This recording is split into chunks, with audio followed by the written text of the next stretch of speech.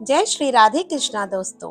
अनंत चतुर्दशी हिंदू धर्म का एक महत्वपूर्ण व्रत और पर्व है जो भाद्रपद मास की शुक्ल पक्ष की चतुर्दशी तिथि को मनाया जाता है।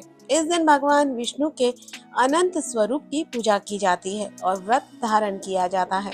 इस दिन गणेशोत्सव का समापन भी होता है जब गणपति बप्पा की मूर्ति का विसर्जन किया जाता है। साल 2025 में अनंत चतुर्दशी का पर्व 6 सितंबर को मनाया जा रहा है। महाभारत के युद्ध में पांडवों की जीत के बारे में तो आप सभी ने सुना ही होगा, लेकिन क्या आप जानते हैं कि पांडवों को उनका खोया हुआ वैभव अनंत चतुर्दशी व्रत के प्रभाव से वापस मिला था? जी हाँ, आज हम आपके लिए लेकर आए हैं अनंत चतुर्दशी की व्रत कथा, जिसे स्वयं श्री कृष्ण जी ने पांडवों को सुनाया था। पुराणों में वर्णित कथा के अनुसार प्राचीन काल में सुमंत नाम का एक ब्राह्मण अपनी बेटियों दीक्षा और सुशीला के साथ रहता था। सुशीला के विवाह योग्य होने पर उसकी मां का निधन हो गया।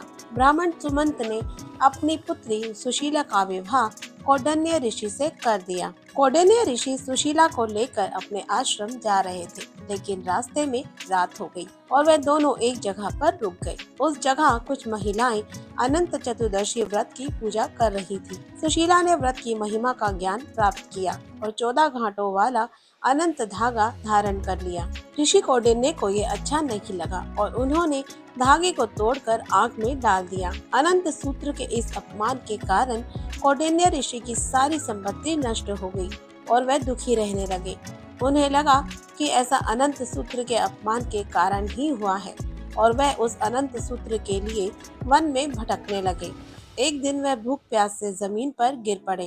तब भगवान अनंत प्रकट हुए। प्रभु ने कहा, कौंडिन्य, तुमने अपनी भूल का पश्चाताप कर लिया है। अब घर जाकर अनंत चतुर्दशी का व्रत करो और 14 साल तक इस व्रत को करना।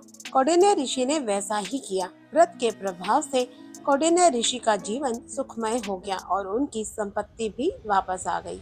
श्री कृष्ण की आज्ञा से युधिष्ठिर ने भी अनंत भगवान का व्रत किया, जिसके प्रभाव से पांडव महाभारत के युद्ध में विजयी हुए तथा चिरकाल तक राज्य करते रहे। तो ये थी अनंत चतुर्दशी की व्रत कथा। अगर आपको ये वीडियो पसंद आई हो तो इसे लाइक और शेयर जरूर करें। तो मिलते हैं अगली ऐसी ही किसी रोचक कथा के साथ। तब तक के लिए राधे राधे।